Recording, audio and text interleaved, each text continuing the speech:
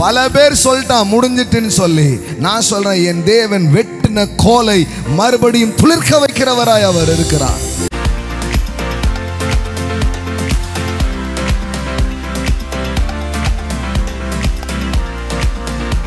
நிறைய நேரம் பாருங்க, சிலுவையில் இயேசு அடிச்ச உடனே எல்லாரும் நினைச்சாங்க முடிஞ்சுது அப்படின்னு நினைச்சாங்க. முடியல. காலையில உயிர்த்தெழுந்த காலையில எழும்பி ஆரம்பிக்கலாமா அப்படின்றார்.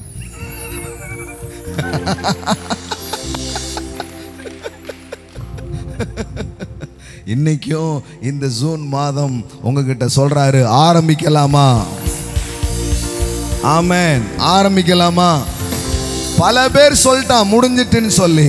ஏன் சில நேரம் நீங்களே நினைச்சீங்க முடிஞ்சிடுச்சுன்னு சொல்லி. நான் சொல்றேன், என் தேவன் வெட்டின கோலை மறுபடியும் துளிர்க்க வைக்கிறவராய் அவர் இருக்கிறார். முடிந்த கதைகளை திரும்பவும் எடுக்கக்கூடியவராக அவர் இருக்கிறார். உங்க மனதை பொறுத்தளவுக்கும் உங்க அறிவை பொறுத்தளவுக்கும் இது அவ்வளவுதான், இனிமே என்னன்னு நீங்களே கலைத்து போன காரியங்கள் ஒன்று இருக்கும் என்றால் என் தேவன் அதை தட்டி எழுப்பி உங்களுக்கு நற்செய்தியை அனுப்ப போகிறார். யோசேப்பு உயிரோடு இருக்கிறான்.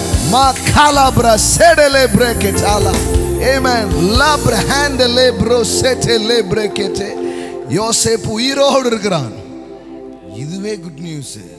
இப்போ யோசேப்பு உயிரோடு மட்டும் இல்ல, உயரத்தில் இருக்கிறான். பல பேரை வாழ வைக்கிறவனாக அவன் இருக்கிறான். ஹல்லேலூயா, ஹல்லேலூயா. நான் சொல்றேன், நீங்கள் விதைத்து விட்டு அல்லது ஒரு செயலை செய்து விட்டு அல்லது ஜெபித்து விட்டு நீங்களே மறந்து போயிருக்கலாம். எத்தனையோ ஜெபங்கள் உங்களுக்கே மறந்து போயிருக்கும்.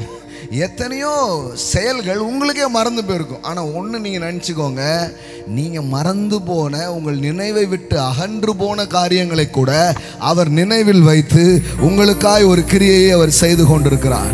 உங்களுக்காக ஒரு செயலை அவர் செய்து கொண்டிருக்கிறார். ஆமென். ஸோ அவன் நினச்சான் அவ்வளோதான் முடிஞ்சிருச்சு, இனிமே என்ன அவ்வளோதான் அப்படின்னு நினைக்கிறான். இல்லை இல்லை, அவ்வளோதான்ன்றது இல்லை.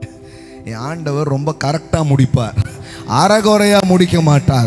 எடுத்துக்கோங்க இந்த வார்த்தையை, பாதியிலே முடிக்க மாட்டார், முழுமையற்ற விதத்திலே அவர் முடிக்க மாட்டார். எதை ஆரம்பிச்சாரோ எதை துவங்கினாரோ நான் சொல்றேன் அதை ரொம்ப அழகா உங்க வாழ்க்கையில முடிக்க ஆரம்பிப்பார். மேபி நீங்க யோசிச்ச விதத்தில் அது இல்லாமல் இருக்கலாம், நீங்கள் யோசித்த வழியில் அது இல்லாமல் இருக்கலாம், ஆனா ரொம்ப நேர்த்தியான விதத்தில் அதை அவர் செய்து முடிப்பார். ஆமென்.